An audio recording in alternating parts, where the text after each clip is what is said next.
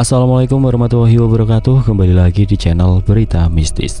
Untuk kisah kali ini masih melanjutkan dari kisah yang sebelumnya, sebuah kisah dari tulisannya M. Sidik Tanya Demit.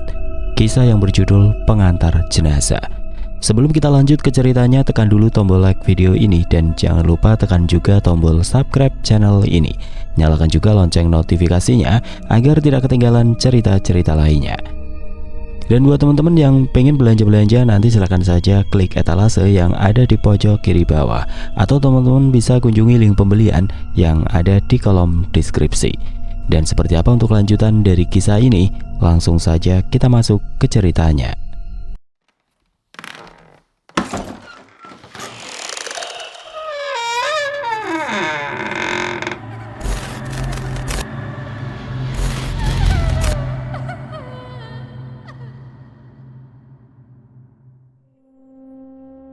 Beberapa menit yang lalu, Usep dan Bunga terlihat masih bersembunyi di dalam rumah. Usep masih duduk dan menyender kembali ke arah pintu rumah setelah tangan mereka yang menerobos melalui dinding kembali menghilang dan meninggalkan bekas sebuah tulang yang menganga di sana. Bunga nampak terdiam, ingin dia menangis di sana namun ditahan oleh Usep.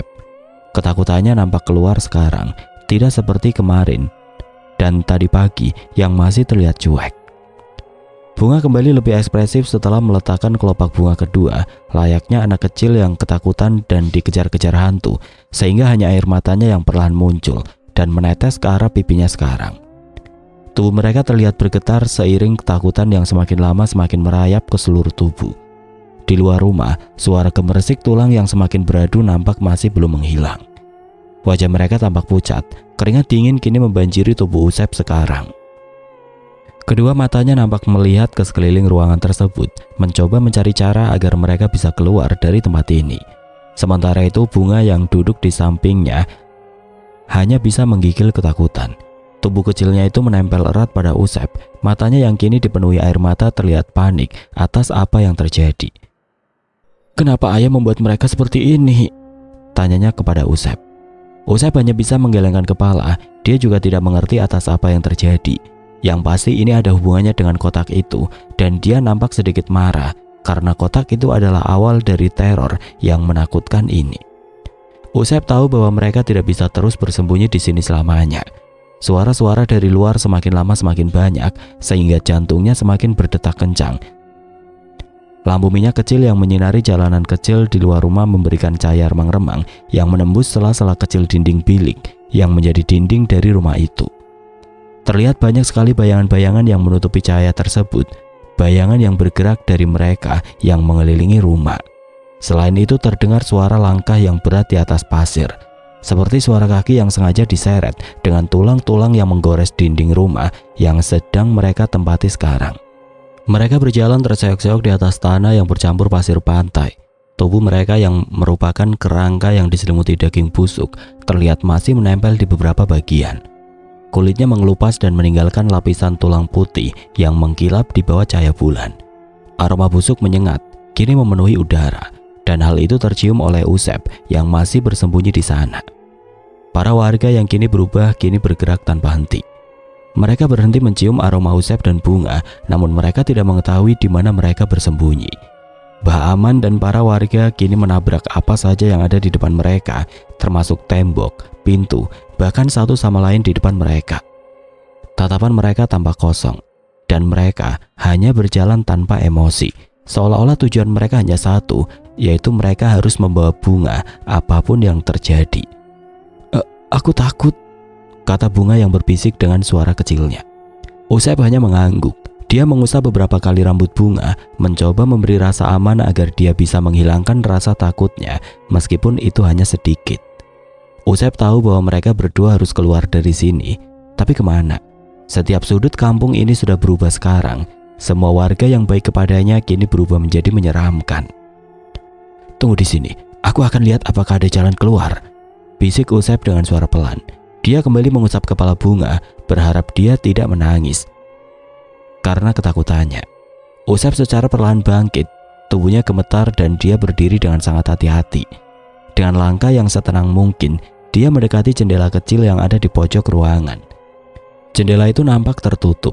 dan dia sepertinya bisa keluar melewati jendela tersebut daripada harus kembali membuka pintu menjadi pintu masuk satu-satunya di sana. Ketika Usep sampai di dekat jendela itu, tiba-tiba Bunga menjerit.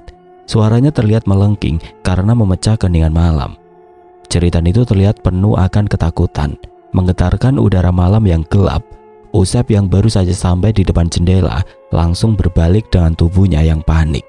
Dan tanpa berpikir panjang, dia langsung melangkahkan kakinya dengan cepat menuju Bunga yang kini duduk di antara tangan-tangan yang berbentuk tulang belulang yang masuk melalui dinding-dinding bilik yang ada di sekitar pintu. "Bunga!" teriak Usep. Suaranya pecah oleh ketakutan yang kini menimpanya. Dia langsung berlari dan sesegera mungkin meraih tangan kecilnya serta menariknya dengan kuat. "Lari!" Usep berteriak dan memaksa Bunga untuk lari. Tujuannya kini berlari ke arah jendela. Benar saja, sesaat mereka lari, brak! Suara pintu yang roboh terdengar. Para tengkorak manusia itu langsung merangsek masuk ke dalam rumah. Mereka tahu bahwa Bunga ada di dalam sana, dan mereka seperti berebut ingin segera masuk ke dalam pintu yang sempit itu. Mereka akhirnya bergerak menuju jendela yang sama, yang mungkin satu-satunya jalan keluar dari tempat itu. Tanpa berpikir panjang, Usep langsung membuka jendela itu dan langsung melompat keluar. Dia berbalik dan membuka kedua tangannya. Dia berusaha menangkap Bunga yang kini melompat setelah dia berhasil keluar. "Cepat Bunga, lompat!" Bunga dengan wajahnya yang masih basah oleh air mata akhirnya melompat. Tubuh kecilnya melayang sejenak di udara sebelum Usep menangkapnya dengan kedua tangannya. Mereka berdua jatuh bersama ke tanah yang berpasir pada saat itu. Namun tidak lama Usep kembali bangkit dan menarik Bunga untuk berlari menyelamatkan diri sekarang. Terdengar para makhluk itu mulai memasuki rumah. Langkah-langkahnya yang terseok-seok membuatnya semakin mengerikan. Suara tulang-tulang yang beradu dengan lantai kayu yang mereka injak terdengar dengan jelas sekarang. Tanpa membuang waktu, Usep berlari kembali. Meskipun tubuhnya kini nampak lelah, namun adrenalinnya membuat kakinya tidak berhenti berlari sekarang. Jantungnya berdetak begitu kencang. Dengan Bunga yang masih terisak sambil mengikuti langkah Usep yang berlari di sekitar kampung. "Rumah Mbak Aman, kita harus melewati rumah itu dan berlari ke arah hutan," pikir Usep. Matanya menatap lurus ke arah rumah besar itu sekarang. Itu adalah satu-satunya harapan dan hutan di belakangnya mungkin saja adalah jalan keluar. Usep kini tidak peduli lagi dengan jenazah Pak Wira yang ditinggalkan di kampung. Dia lebih memilih menyelamatkan dirinya daripada harus memaksa berlari di antara para tengkorak itu hanya untuk melarikan diri dengan mobil ambulan yang dia kendarai. Usep terus berlari. Rumah besar yang menjadi tempat mereka untuk beristirahat akhirnya mereka lewati. Namun ketika melewati pintunya yang terbuka lebar, Usep nampak melihat sesuatu dari dalam kegelapan. Seperti ada yang berlari ke arahnya. Usep tidak bisa melihat dengan jelas karena rumah itu gelap gulita. Jantung Usep hampir berhenti karena tubuhnya yang mulai lelah. Dia tidak bisa memaksanya untuk terus berlari dari sesuatu yang keluar dari rumah Mbak Aman. Sambil menarik Bunga yang ada di belakangnya, dia hanya bisa berlari melewati pintu rumah itu. Namun, tiba-tiba langkah kakinya terhenti. Tepat ketika ada suara yang terdengar dari dalam rumah. "Usep!" teriakku dari dalam rumah. Aku memang sengaja memantau kampung dari dalam rumah Mbak Aman untuk menjemput Usep pada saat itu. Karena ketika aku melihatnya keluar dari rumah tersebut, aku berlari melewati muara yang persis dekat dengan rumah Mbak Aman yang letaknya sedikit jauh dari rumah-rumah di kampung itu. Kemunculanku tentu saja memecah ketegangan yang terjadi di kampung tersebut. Usep seketika membeku di tempat ketika ia melihatku yang muncul dengan kotak kayu kecil yang tertinggal di batu itu. Dan ketika aku muncul dan menghampiri mereka berdua, nampak ada suara lain yang muncul dan menyuruh kita bertiga agar kembali berlari dari tempat tersebut. "Ayo cepat, masuk kalian ke arah hutan." Seketika aku menoleh ke arah hutan dan di sana ada orang yang aku temui di dekat batu tersebut. Dia mengangkat tangannya dan memberikan gestur agar kita bertiga cepat berlari ke arahnya. Usep yang bertemu dengannya bertanya-tanya tentang dirinya dan aku menjawab bahwa aku akan menjelaskannya ketika kita sudah selamat dari tempat ini. Usep hanya bisa mengangguk. Begitu juga Bunga yang kini aku gendong karena dia nampak kelelahan. Orang itu terlihat mengarahkanku ke arah hutan. Bahkan dia menyuruh kita untuk mencari jalan setapak dengan sebuah tanda kecil di atasnya. Sebuah tanda bertuliskan tempat camping yang kini tidak terpakai setelah tsunami itu. Setelah melewati tempat camping di tengah hutan, kita bisa melihat ada jalanan setapak yang bisa tembus ke gapura dekat jalanan utama. Dan itu adalah jalan bagi kita untuk melarikan diri sekarang.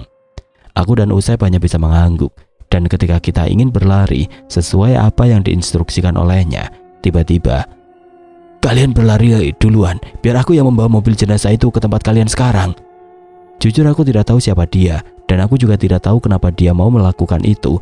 Namun dia seperti rela berkorban untukku, dan tidak tahu siapa dan tidak ada hubungan dengannya ketika kita bertemu di hutan itu. "Ini sebagai bentuk tanggung jawabku sebagai warga asli sini. Jadi kalian tunggu saja di gapura tiket itu, dan nanti kalian akan menemukan mobil ambulan itu di sana," katanya sambil berlari ke arah kampung. Aku hanya bisa terdiam mendengar perkataannya. Dan setelah dia menghilang di balik rumah Baaman, Usep yang ada di belakangku kini menarik tanganku dan berkata, "Ayo cepat, kita melarikan diri dulu dari mereka sekarang," katanya sambil berlari menyusuri gelapnya hutan dengan tubuhnya yang benar-benar lelah sekarang. Di malam yang pekat di antara pepohonan hutan gelap di kedua sisinya, terdengar langkah kaki yang berlari di antara dedaunan kering yang menutupi jalan setapak. Aku, Usep dan Bunga yang tertidur lelah di dalam gendonganku pada saat itu, kini berlari tanpa menoleh ke belakang. Tubuhku kini basah oleh keringat, rasa lelah dan ketakutan bercampur menjadi satu di antara gelapnya malam. Begitu pula dengan Usep, matanya terus menatap jalanan itu dan terdiam sepanjang jalan. Pikirannya dipenuhi oleh kenangan mengerikan yang terjadi dengan Bunga beberapa waktu yang lalu. Dan hal itu membuatnya hanya bisa berlari tanpa henti, meskipun tubuhnya kini terlihat lelah dan hampir kehilangan tenaga. Beberapa kali aku merasakan ranting-ranting kecil yang terinjak di tengah keheningan hutan. Namun aku tidak peduli sekarang. Dengan Bunga yang ada di gendonganku, hanya ada satu hal yang aku pikirkan, yaitu bagaimana aku keluar dari hutan ini secepat mungkin. Aku kini tidak tahu di mana. Hutan ini begitu luas, hanya sebuah petunjuk bahwa aku harus melewati tempat camping itu dan menyusuri jalanan setapak ini tanpa tahu ujungnya di mana. Seseorang yang sebelumnya menuntunku untuk menjemput Usep dan Bunga pun kini menghilang begitu saja. Aku tidak tahu dia akan kembali atau tidak ke tempat yang sudah dijanjikan. Namun jika dia tidak berhasil membawa mobil ambulan dengan jasad Pak Wira yang ada di dalamnya, mungkin aku dan Usep harus masuk kembali, berhadapan dengan mereka yang kini berubah menjadi tulang belulang. Aku menghirup nafas panjang di antara langkah kakiku yang berlari di jalanan setapak itu. Kotak kecil yang tadi aku bawa kini masih aku pegang dengan erat. Dan entah mengapa, kotak itu terasa lebih berat sekarang, seperti sedang membawa dua orang yang aku gendong pada saat ini. Sudah hampir 15 menit kita semua menembus lebatnya hutan. Kegelapan yang ada di depan kita semakin pekat, dengan udara malam yang semakin dingin hingga menusuk ke tulang. Saat semua keputusasaan mulai masuk dan memenuhi isi pikiran kita di antara ketakutan yang kita semua rasakan, tiba-tiba dari arah depan terdengar samar-samar suara truk yang melaju di jalanan dengan kecepatan yang tinggi. Terlihat pula titik cahaya yang melaju cepat di antara pepohonan hutan yang lebat di depan kita semua. Suara dari truk itu seketika memberikan harapan kecil di tengah ketakutan yang menghantui kita semua. "Kita sudah dekat dengan gapura tiket itu." Usep yang mendengar suara dari truk itu pun sempat menoleh ke arahku. Lalu tidak lama dia membalikan lagi wajahnya dan berlari semakin kencang. Terlihat di wajahnya sedikit rasa lega, karena sebentar lagi dia sampai ke tempat yang dirasa aman. Akhirnya aku melihat gapura yang usang dan sedikit rusak dengan cahaya yang terkelupas di depan sana. Sebuah gapura tiket yang dulu dipakai namun sekarang sudah ditinggalkan setelah kampung tersebut tidak dihuni lagi oleh manusia.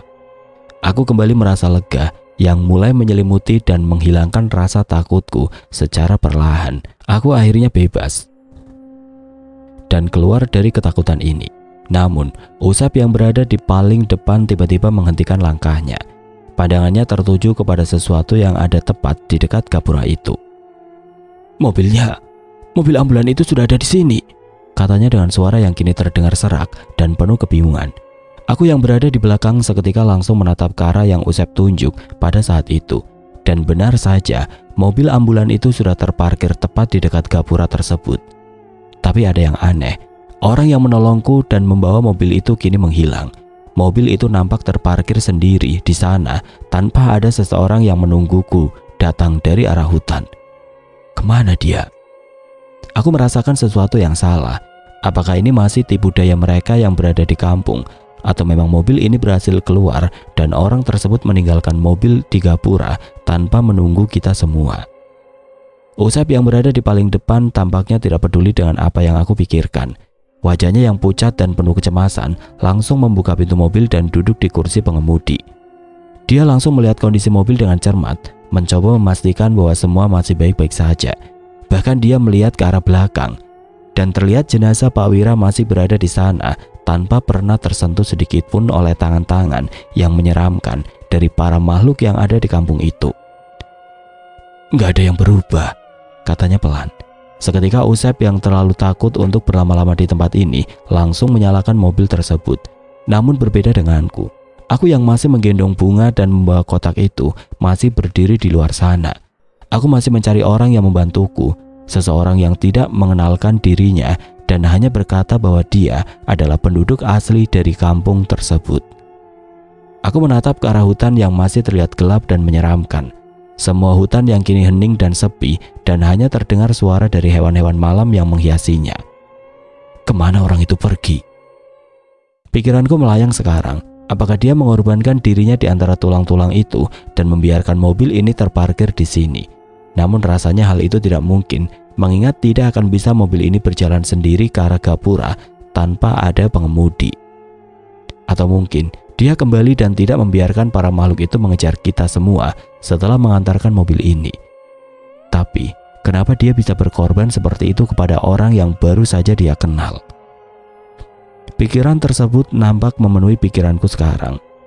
Dan ketika aku larut dalam hal tersebut, tiba-tiba dari arah mobil yang kini menyala, Usep nampak berteriak ke arahku dan hal itu seketika membuyarkan semua pikiranku secara mendadak.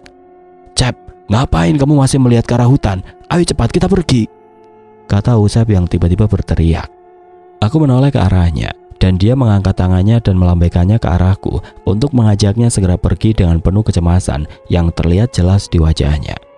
Aku hanya mengangguk pelan dan berlari ke arah mobil.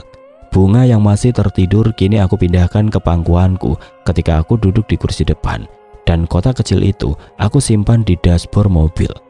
Usep yang sudah melihatku masuk dan duduk di sebelahnya seketika menginjak gas mobil dan membuat mobil itu melaju kencang meninggalkan gapura yang menjadi penanda ke tempat yang menyeramkan itu.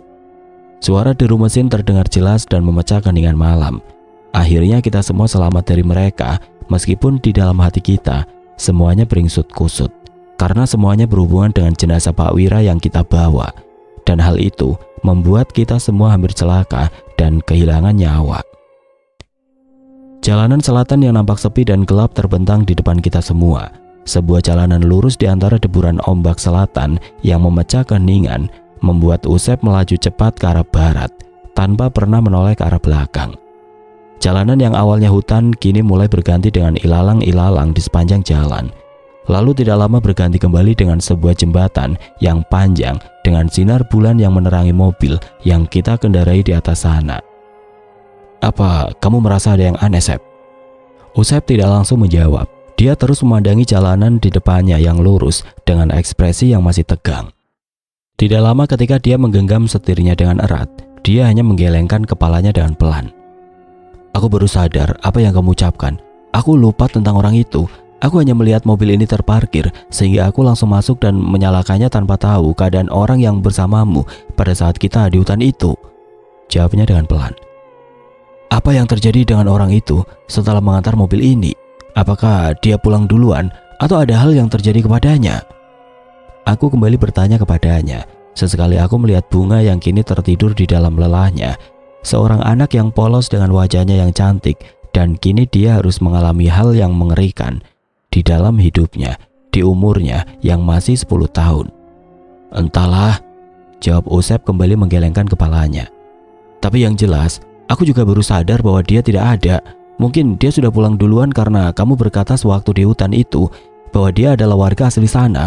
Dan aku baru tahu asal-usul dari kampung itu, bahkan tentang Pak Wira yang sering datang ke tempat itu dan membawa mereka. Namun yang pasti, aku sudah capek, Cep. Aku sudah lelah. Aku tidak bisa berpikir seperti itu pada saat itu. Bahkan aku berpikir untuk mengakhiri semuanya dan kembali pulang setelah kejadian itu menimpaku, kata Usep yang kini menoleh ke arah Bunga yang tertidur. Aku hanya terdiam mendengar hal tersebut dari Usep. Semuanya benar-benar tidak masuk akal, terlalu gelap dan terlalu penuh misteri, sehingga sepertinya aku harus bertanya kepada seseorang yang mengetahui tentang apa yang terjadi di balik semua ini. Namun aku tidak tahu siapa, karena ketika aku bertanya kepada Bunga, dia selalu terdiam, seperti ada sesuatu yang menahan kerongkongannya untuk berbicara kepadaku setiap kali aku bertanya tentang hal ini. Mobil yang kita tumpangi kini terus melaju. Kita semua terdiam setelah apa yang aku tanyakan tentang orang itu tidak mendapatkan jawaban yang masuk akal. Hingga akhirnya Usep berkata kepadaku agar dia membawa mobil ini ke salah satu pom bensin yang ada di dekat salah satu pantai pariwisata yang terkenal di daerah selatan. Dia sengaja membawa mobil ini ke sana karena di sana banyak sekali rumah-rumah warga dan hal itu bisa membuat dia tenang untuk sementara dari ketakutan yang kini masih menyelimutinya. Aku yang mendengar hal itu hanya mengangguk pelan. Aku hanya ingin segera beristirahat sekarang, mencoba untuk menutup mataku dari semua yang terjadi pada malam ini dan melupakannya ketika matahari mulai terbit dari arah timur yang akan terjadi selama beberapa jam lagi. Pagi itu terdengar deru kendaraan yang kini sedang mengantri di pom bensin. Mobil yang terparkir semalaman menjadi pemandangan yang baru dari mereka. Para warga di sekitar itu merasa heran dengan mobil ambulan tersebut karena tidak biasanya terparkir di sudut pom bensin dekat toilet dari semenjak langit masih gelap. Aku yang tidur di dalamnya pun kini terbangun. Kepalaku masih berat dan rasa lelah dari malam sebelumnya masih melekat di seluruh tubuhku. Suara-suara dari motor dan mobil yang antri panjang di pom bensin tersebut membuatku bangun di pagi itu. Memang wajar kalau pom bensin itu ramai, karena di daerah selatan jarang sekali ada pom bensin. Hanya ada beberapa titik dengan jarak puluhan kilometer, sehingga membuat para warga seringkali menyerbu pom bensin tersebut ketika pagi dan sore menjelang. Ketika aku membuka mata dan membiasakan diri dengan keadaan yang ada di sekitarku, aku melihat Usep sedang berdiri di luar di dekat toilet yang jaraknya tidak jauh dari mobil yang terparkir ini. Dirinya tampak termenung sambil menghisap sebatang rokok. Wajahnya nampak kebingungan dengan tubuhnya yang nampak letih dan penuh kecemasan yang terlihat jelas olehku pada saat itu. Aku juga sempat melihat Bunga dan dia tampaknya masih tertidur pulas, sehingga aku memindahkannya ke kursi dari pangkuanku pada saat itu sebelum akhirnya aku turun dari mobil dan menghampiri Usep yang sudah bangun terlebih dahulu. "Masih mikirin kejadian di kampung itu?" tanyaku sambil menatap wajahnya yang kusut dan lelah. Usep tidak langsung menjawab perkataanku ketika aku turun dan menghampirinya. Dia hanya menghela nafas panjang sambil sedikit menunduk. Lalu dia duduk di dekat toilet dan meletakkan rokoknya tepat di dekatnya. Aku tahu, dia pasti masih shock atas kejadian yang menimpanya kemarin malam, sama seperti yang terjadi kepadaku di makam Gawir Jurik. Namun mungkin pengalaman menyeramkan seperti itu adalah pertama kali baginya, sehingga butuh waktu baginya untuk membiasakan dirinya dan tidak trauma atas apa yang terjadi pada malam itu. Tidak lama Usep menyodorkan bungkus rokok dan korek api kepadaku. Dia mungkin melihatku sama seperti dirinya, masih trauma atas apa yang terjadi semalaman, dengan misteri yang semakin lama semakin kusut atas jenazah Pak Wira yang kita bawa hingga hari ini. Aku mengambil satu batang rokok dari bungkus itu. Lalu tidak lama rokoknya aku nyalakan dan menghisapnya dalam-dalam. Asap rokok akhirnya keluar dari mulut dan menghilang secara perlahan di antara cahaya matahari kita semua di pagi itu. Beberapa saat kemudian Usep akhirnya angkat bicara, tepatnya ketika dia melirik sebentar ke arah penjaga toilet yang kini terlihat sedang sibuk membersihkan toilet tersebut di pagi ini. "Aku baru tahu, ternyata perkataanmu benar tentang kampung tersebut. Penjaga toilet itu pun berkata yang sama atas tsunami yang menimpa kampung tersebut." Usep berkata seperti itu karena memastikan perkataanku ketika aku dan dirinya berlari melewati hutan ke arah gapura tiket yang ditinggalkan tersebut. Aku membicarakan hal tersebut atas informasi dari orang yang telah membantuku, dan itu rupanya bukan bualan belaka. "Tapi," Usep kembali berkata. Perkataannya sempat terhenti karena dia menghisap rokoknya secara perlahan sebelum akhirnya melanjutkan perkataannya. Penjaga itu berkata bahwa tidak ada yang selamat dari kejadian itu. Kampung itu tidak ditinggalkan, tapi memang disapu bersih setelah tsunami itu melanda tempat tersebut. Seketika aku terdiam mendengar perkataannya. Maksudmu? Tanyaku dengan nada yang bingung. Usep kembali menarik nafas panjang sebelum melanjutkan perkataannya. Aku tadi ditanya oleh penjaga toilet itu, dari mana kita dan mau kemana kita dengan mobil ambulan tersebut. Aku menjawabnya bahwa aku baru saja kembali dari kampung dalam hutan itu karena ada urusan, namun jawaban itu malah membuatnya kaget. Katanya, gak ada apapun di sana, dan kita sebenarnya bertemu siapapun di sana. Aku hanya menggelengkan kepala dan berkata bahwa aku bertemu seseorang temanku dan dia adalah warga asli di sana. Dia semakin kaget dengan ucapanku.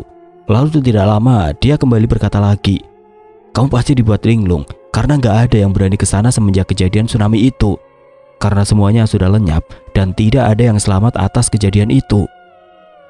Aku yang mendengar hal itu mendadak merasakan hawa dingin di antara cahaya matahari yang menyinariku di pagi itu. Terus apa yang selanjutnya dia katakan? Usep hanya berkata pelan sambil sesekali melihat ke arah toilet. Aku sebenarnya tidak membicarakan semuanya. Intinya aku ada urusan di kampung itu tanpa memberitahu tentang kejadian semalam.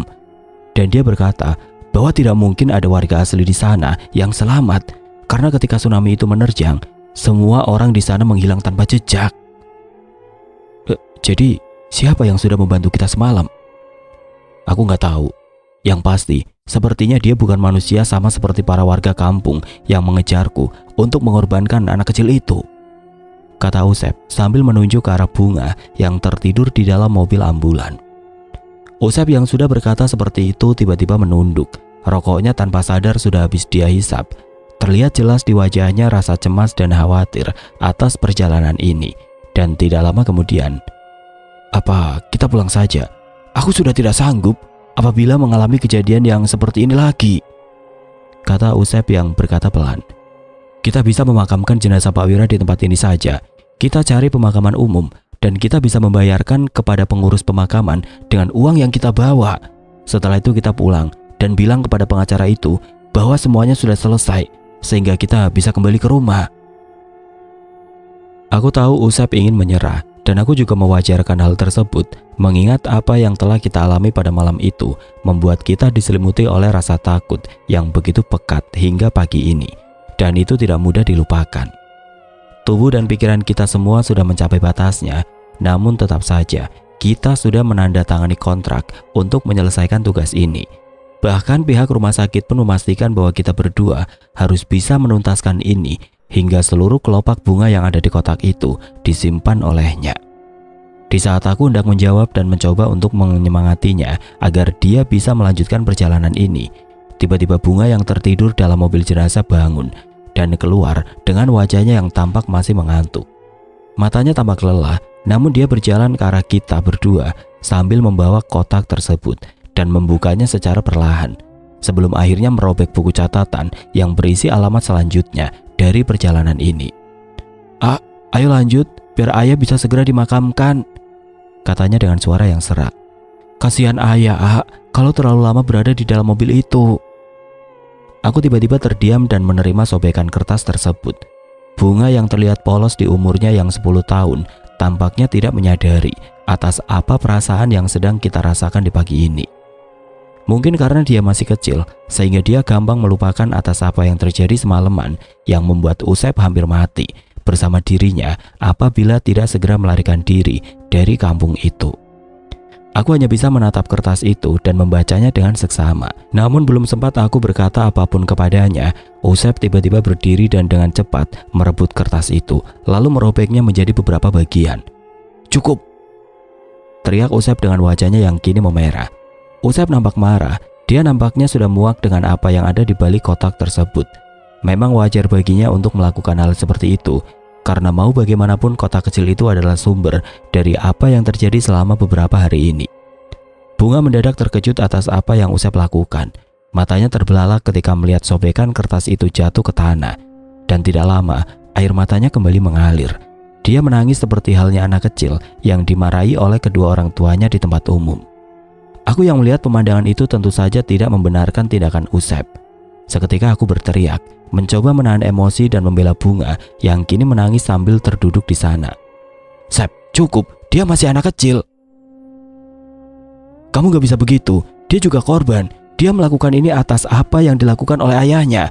Apakah kamu tahu bagaimana rasanya hidup sendirian setelah kehilangan semuanya? Apalagi umurnya masih kecil. Dan rasanya tidak pantas kamu memarahinya seperti itu." Namun Usep seperti tidak peduli dengan hal itu. Malah dia membalas teriakanku dengan emosinya yang semakin memuncak. "Aku gak peduli dia anak kecil atau apa. Kalau Pak Wira masih belum dimakamkan dan kita harus mengikuti apa yang ada di dalam kotak itu, kamu sudah tahu sendiri apa yang akan terjadi selanjutnya kan? Aku sudah cukup ketakutan. Aku diambang kematian ketika kejadian itu terjadi. Dan masih ada beberapa tempat yang harus kita datangi. Dan aku yakin semuanya sama. Semuanya akan menyeramkan seperti di kampung itu." Aku menahan nafasku. Suasana di antara kita berdua semakin tegang di tengah-tengah isak tangis Bunga yang belum mereda. Orang-orang di pom bensin yang sedang mengantri mulai menoleh ke arah kita berdua. Mereka menyadari ada sebuah keributan yang terjadi tidak jauh dari mereka. Beberapa dari mereka bahkan menatap kita berdua dengan rasa penasaran yang ada di dalam diri mereka. Dan beberapa dari mereka tampak gelisah karena melihat kita yang merupakan sopir ambulan bertengkar dengan seorang anak kecil yang menangis sehingga membuat mereka tampak curiga. Bunga yang ada di dekatku semakin menangis sekarang. Dia berteriak memanggil ayahnya di dalam tangisannya. Tangannya gemetar dan memegang kotak kayu yang sempat terjatuh ketika dirinya menangis. Aku langsung memalingkan wajahku dari Usep dan kemudian jongkok untuk merangkul Bunga agar dia merasa sedikit lebih tenang. Aku merasa iba kepadanya. Meskipun aku bukanlah saudara atau orang tuanya, namun aku merasakan hal yang sama ketika aku ditinggalkan oleh seorang keluarga yang tersayang dan membuat aku hidup sendirian. Dan kini hal itu dirasakan oleh Bunga yang kini ada di depanku. Usep yang nampak marah hanya terdiam dan melihatku yang kini memeluk Bunga. Perasaan di dalam hatinya tercampur aduk. Ada sebuah penyesalan yang telah membuat Bunga menangis seperti itu. Namun hatinya kini diliputi oleh emosi, sehingga setelah beberapa saat dia akhirnya membuang pandangannya. Dia mengangkat tangannya dan berjalan ke arah jalanan utama. Dia meninggalkanku dan Bunga dengan perasaan yang campur aduk. Bahkan para warga yang sedang mengantri dan melihatnya dengan penuh kebingungan, dia tidak pedulikan pada saat itu. Aku tahu dia ingin melupakan semuanya. Dia juga tampaknya ingin melarikan diri dari situasi ini. Aku seketika menoleh ke arahnya, dan dia kini berjalan menjauh dan mulai mencari kendaraan yang akan membawanya pergi dari tempat itu. Tidak lama kemudian ada kendaraan umum yang melintas dan berhenti tepat di dekat Usep yang sedang berdiri. Kenek yang melihatnya berdiri seketika mengajaknya untuk naik. Mobil penumpang menuju Cianjur itu nampak lengang karena mungkin tidak banyak penumpang yang akan menuju ke sana di pagi itu. Ada sebuah keraguan dari Usep ketika Kenek itu mengajaknya untuk naik. Dia hanya terdiam dan seperti berat untuk melangkahkan kakinya pada kali ini. Entah apa yang ada di dalam pikirannya, namun dia terdiam cukup lama hingga akhirnya tiba-tiba Usep berteriak, dan hal itu terdengar oleh telinga yang letaknya sedikit jauh darinya. Tidak lama kemudian mobil penumpang itu tiba-tiba pergi meninggalkannya dan dia kembali berbalik dan menghampiriku dengan wajahnya yang nampak tegang. Setiap langkahnya seperti dipenuhi oleh rasa frustasi, dan ketika semakin dekat dia berjalan, aku bisa melihat matanya yang penuh kebingungan dan ketakutan. Namun di saat yang bersamaan dia tidak bisa meninggalkan itu semua begitu saja. Sehingga tepat ketika dia kembali mendekat kepadaku, tiba-tiba dia berkata, "Aku akan melanjutkan perjalanan ini. Aku akan menyelesaikan semuanya," katanya dengan nada yang tegas. "Namun ada beberapa hal yang harus kita sepakati agar kita tidak diteror lagi seperti apa yang terjadi semalam hingga perjalanan ini berakhir." Setelah ketegangan di pom bensin itu mulai mereda, aku dan Usep kembali duduk di depan toilet pom. Kita semua mencoba untuk menenangkan Bunga, begitu pula dengan Usep. Dia meminta maaf karena tidak seharusnya dirinya melakukan hal tersebut kepadanya. Kondisi pom yang ramai membuat kita masih menjadi bahan perbincangan oleh para warga yang sedang mengantri di sana. Sehingga aku langsung mengajak mereka untuk pergi, mencari tempat yang sedikit agak tenang agar kita semua bisa menenangkan diri terlebih dahulu. Untuk memulai kembali perjalanan ini yang nampaknya masih jauh dari kata selesai. Aku yang kembali mengambil alih kemudi mobil jenazah itu akhirnya berhenti kembali di salah satu pantai yang nampak sepi. Hanya beberapa orang yang sedang menggembala sapi dan kambing di hamparan rumput yang luas di dekat pantai. Dan di sana nampak sepi dari para warga, sehingga aku bisa menghentikan mobil ini dan bertanya kepada Usep atas apa yang tadi dia katakan di pom bensin tersebut. "Jadi apa rencana dan kesepakatan yang akan kamu katakan?" Tanyaku pelan. Usep yang nampak letih hanya diam sejenak sebelum akhirnya dia menghirup nafas panjang. "Sebelumnya aku minta maaf kembali kepada kalian berdua," katanya sambil menoleh kepada aku dan Bunga yang kini mulai duduk di depan bersamaku sekarang. "Aku tahu, kita sekarang di posisi yang sulit. Aku juga tahu kalau kamu, Bunga, adalah korban dari apa yang ayahmu lakukan semasa hidup. Meskipun kita berdua menginterogasimu sekarang, aku yakin kamu akan tutup mulut. Meskipun kamu tahu, tapi ada sesuatu yang menghalangimu ketika kamu akan berbicara." Bunga yang mendengar hal itu hanya bisa mengangguk pelan. Dia seperti sadar bahwa dia bukannya tidak bisa memberikan apa di balik alasan semua ini. Namun karena dia tidak bisa mengatakan hal itu sekarang. "Aku sudah memutuskan untuk lanjut," kata Usep yang melanjutkan perkataan yang tadi. "Tapi kita harus bermain aman. Tidak boleh asal jalan lagi seperti yang kemarin. Karena kalau kita salah langkah, pasti ada sesuatu yang membuat kita celaka." Kali ini aku mengangguk sebagai kata setuju. Ketegangan di 2 malam sebelumnya masih terasa di sekujur tubuhku apabila aku mengingatnya kembali. "Jadi, apa yang kamu rencanakan sekarang?" Usep terdiam sebentar. Dia sempat menoleh ke arah jenazah Pak Wira yang masih terbujur kaku. Bahkan kini jenazahnya sedikit membusuk dan tercium oleh kita bertiga. Meskipun sudah dilapisi oleh pengawet di rumah sakit, namun tetap saja ada sedikit bau busuk yang mulai kita rasakan ketika sedang berada di dekatnya sekarang. "Pertama, kita cuma jalan di siang hari ke tempat yang ada di kota kecil itu. Jangan sekali-kali kita jalan ketika malam, karena aku tahu bahwa tempat-tempat yang kita tuju pasti tidak jauh beda dengan apa yang sudah kita alami sekarang," jawab Usep dengan nada yang serius. "Kalau misalkan kita sampai menjelang sore, kita lebih baik putar balik dan mencari tempat aman untuk berhenti. Gak ada yang tahu apa yang menunggu kita di sana ketika malam. Tapi yang jelas, kita lebih baik nggak ambil resiko." Jujur aku merasa lega dengan usulannya. Setelah apa yang terjadi di kampung itu dan di makam Gawir Jurik, aku tidak ingin lagi mengambil resiko yang sama. Rasa takut akan kegelapan malam pada saat itu masih menghantui pikiranku. Dan usulan ini, aku menyetujuinya. "Kedua," lanjut Usep, "kalau memang mengharuskan kita harus berangkat malam, kita wajib mencari paranormal atau warga setempat yang sudah pasti manusia untuk mengantarkan kita. Dan apabila kita ditanya sekarang, kita harus jujur atas apa yang kita lakukan. Aku mulai tidak peduli dengan semua ini. Yang pasti aku harus menyelesaikan semuanya dan pulang untuk beristirahat." Kita semua mengangguk. Bahkan Bunga yang duduk di dekatku kini mengangguk pelan. Aku yang melihat Bunga di dekatku tiba-tiba mengusap-ngusap rambutnya dan secara spontan kembali berkata kepadanya, "Aku menambahkan satu syarat lagi. Apapun yang terjadi, jangan pernah tinggalkan Bunga sebelum hal ini selesai kita kerjakan. Dia adalah kunci dari semuanya, dan apapun yang terjadi di tempat selanjutnya, kita tidak bisa meninggalkannya." Bunga seketika menoleh kepadaku ketika aku berkata seperti itu. Wajahnya yang polos nampak mengisyaratkan bahwa dia berterima kasih atas apa yang aku katakan.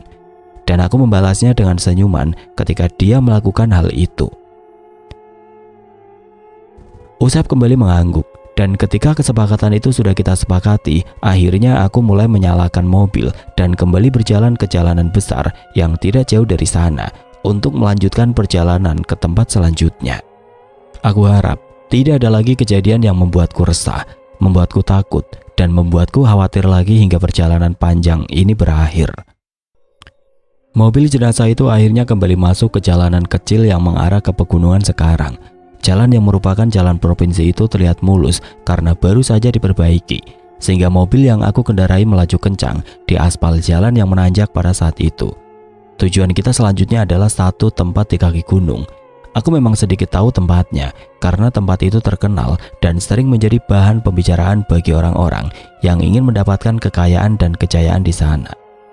Meskipun aku tidak tahu letak pastinya, tapi aku patokannya sehingga aku bisa bertanya ke beberapa warga yang mungkin tahu tentang tempat itu secara spesifik, agar aku bisa masuk ke dalamnya.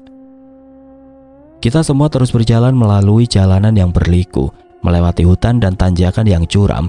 Beberapa kali kita semua berhenti untuk beristirahat dan membersihkan diri. Kita baru sadar sudah hampir 2 hari ini baju yang kita kenakan belum pernah kita ganti. Sehingga ketika aku menemukan sebuah pasar kecil di daerah Naringgul, aku langsung bergegas untuk membeli beberapa pakaian untuk kita berdua dan 1 set pakaian untuk Bunga. Uang yang pengacara titipkan kepada kita memang terlihat banyak. Mungkin karena dia tahu bahwa perjalanan kita akan memakan waktu berhari-hari, sehingga dia sudah mempersiapkan semuanya. Setelah bertanya kepada beberapa warga dan petunjuk dari apa yang aku tahu, akhirnya kita sampai di jalanan kecil yang mengarah ke sebuah desa di lereng gunung. Sebuah gunung yang terkenal angker dan dikeramatkan.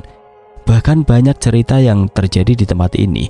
Meskipun aku dan Usep belum pernah masuk sama sekali ke tempat ini, tapi cerita-cerita yang beredar sudah tersebar kemana-mana tentang tempat tersebut. Jadi ini yang namanya Gunung Sepu, katanya sambil menunjuk ke sebuah gunung yang tinggi di balik kebun teh dan hutan yang ada di sisi kanan jalan. Jalanan yang kita lalui terlihat mulus karena sudah dibeton hingga ke sebuah desa yang ada di depan sana. Dan hal tersebut tidak menyulitkanku ketika aku mengemudikan kendaraan ini sekarang. Hampir beberapa menit berjalan, akhirnya aku sampai ke sebuah kampung kecil di sana. Sebuah kampung yang nampak sepi, meskipun matahari masih bersinar terik di atas sana. Namun kampung tersebut benar-benar sepi.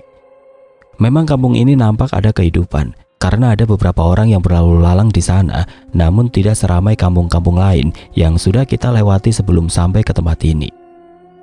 Bangunan-bangunan ini terlihat sederhana. Beberapa atapnya masih memakai rumbia dan atap asbes untuk penahannya.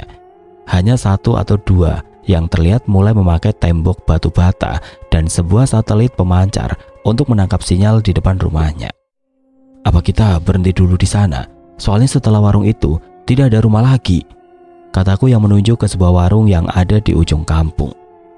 Sebuah warung sederhana ini terlihat dari kejauhan, dengan deretan kursi dan meja yang ada di depan warung untuk para pengunjung yang beristirahat. Dan di belakang warung itu ada sebuah rumah yang terbuat dari kayu yang tampak asri dengan bunga-bunga yang indah di depan rumahnya. Usai pun mengangguk mendengar hal itu. Mau bagaimanapun kita harus mencari petunjuk agar kita tidak masuk di malam hari ke gunung itu. Malah lebih baik kita mencari tempat menginap mengingat waktu sudah mulai menuju sore sekarang. Akhirnya kita semua berhenti tepat di dekat warung itu. Terlihat nampak seseorang yang sedang duduk di sana. Seseorang yang nampak muda, bahkan mungkin umurnya lebih muda dariku sekarang. Dia duduk dan melihat ke arah mobil ambulan yang kita kendarai sekarang. Namun wajahnya tidak memperlihatkan wajah curiga. Tidak seperti orang-orang yang kita temui yang menatap kita semua dengan tatapan curiga dan aneh ketika bertanya tentang Gunung Sepu sambil membawa mobil ambulan. Orang itu menyambutku dengan ramah. Aku, Bunga, dan Usep secara perlahan duduk di warung dan mencoba pesan sesuatu untuk mulai percakapan dengannya. Dia memperkenalkan diri dengan nama Ujang. Dia tampaknya tidak bisa berjalan jauh dari warung karena aku melihat ada sebuah kekurangan pada dirinya, yaitu salah satu kakinya yang nampak menghilang sehingga dia harus memakai tongkat untuk berjalan ke dalam warung dan mempersiapkan pesanan kita semua. Akang-akang dan si Eneng ini mau kemana? Tanyanya dengan nada yang sopan sambil mengantarkan pesanan kita semua. Usep dan aku menjawab bahwa kita akan ke Gua Keramat yang ada di gunung sana. Kita semua jujur kali ini bahwa ada sesuatu yang harus kita lakukan di dalam gunung itu. Ujang mendengar hal itu hanya mengangguk pelan. Dia seperti tahu apa yang akan kita lakukan di tempat ini. Bahkan dia tidak sedikit pun menyinggung Bunga yang duduk di antara kita berdua. Tapi gua yang mana? Di dalam banyak sekali gua yang bisa didatangi oleh manusia. Salah satunya Bapak itu, katanya sambil menunjuk pelan ke arah mobil ambulan di mana jenazah Pak Wira berada. Hal itu nampak membuat kita semua kaget. Bagaimana tidak? Kita belum membicarakan obrolan ini ke sana. Bahkan kita belum memberitahu bahwa ada jenazah di mobil ambulan tersebut. Namun sebelum kita menjawab apa yang dia katakan, tiba-tiba dia kembali berkata, "Aku tahu perjalanan ini sulit. Namun aku juga tidak bisa memberitahukan apa yang terjadi karena ini tidak ada hubungannya denganku dan kampung ini.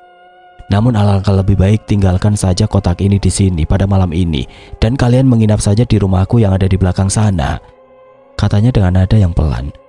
Karena kalau kalian meminta bantuan para warga yang pulang dari ladang dan sawah beberapa jam lagi, mereka nggak akan membantu kalian. Jadi biarkan aku bantu menyelesaikan hal ini tanpa kalian masuk ke dalam sana. Aku tidak tahu maksudnya apa, namun entah mengapa ketika dia memegang kotak itu, Bunga seperti tidak bereaksi apapun. Bahkan dia bisa membukanya secara perlahan dan melihat sisa kelopak bunga yang ada di dalamnya. Memang ada sedikit angin yang berembus ketika kotak itu dibuka. Bahkan itu hanya sebentar. Setelah itu suasana kembali normal ketika Ujang mulai menutup kotak itu lagi. Kalian itu ketempuhan buntut maung ya? Alias kalian malah jadi korban atas semua yang tidak kalian lakukan. Sing sabar, semoga berkah atas apa yang sudah kalian lakukan. Aku, Usep, dan Bunga akhirnya berdiskusi atas apa yang disarankan Ujang. Aku nampak setuju atas apa yang Ujang katakan, namun di satu sisi Usep nampak khawatir. Dia takut bahwa dia itu sama dengan para warga di kampung dekat muara tersebut. Meskipun setelah kita berdiskusi, mulai muncul beberapa warga yang datang dari sebuah gang kecil tidak jauh dari warung. Mereka datang sambil membawa cangkul dan peralatan untuk bertani. Bahkan mereka semua mulai berdatangan ke warung untuk sekedar ngopi dan membeli keperluan untuk makan malam di rumah-rumah mereka. Mereka sama sekali tidak curiga dengan mobil ambulan yang terparkir di depan warung. Mereka hanya menoleh ke arah mobil, lalu menoleh ke arah kita bertiga dan tersenyum. Setelah itu mereka masuk ke dalam warung dan membeli sesuatu hingga akhirnya mereka pulang ke rumahnya yang ada di kampung tersebut. Ujang hanya membisikkan sesuatu ketika para warga itu datang. Dan seperti mengerti dengan apa yang dia katakan, warga itu hanya mengangguk dan pulang keluar dari warung sambil memandangi kita semua dari kejauhan. Sudah, daripada bengong, mendingan kalian bisa mengikuti apa yang kita sarankan. Buktinya si Neng kecil ini nampaknya setuju, katanya sambil tersenyum. Kalian gak perlu capek-capek naik ke atas sana, karena itu berbahaya. Biar nanti aku wakilkan saja, dengan catatan kalian tidak boleh keluar ketika malam ya. Karena bukan kalian saja, hal itu berlaku bagi warga kampung pada malam ini. Setelah berdiskusi panjang, akhirnya kita bertiga menyepakati apa yang Ujang katakan. Entah mengapa kali ini kita percaya dengannya, karena melihat Bunga nampak terbiasa dengan sikap Ujang yang baik kepadanya. Bahkan dia tidak menunjukkan rasa takut seperti apa yang terjadi di kampung itu. Dan itu meyakinkanku bahwa mungkin sekarang akan baik-baik saja.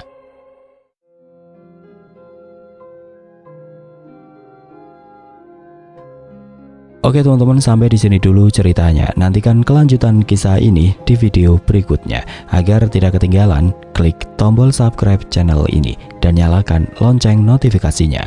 Wassalamualaikum warahmatullahi wabarakatuh.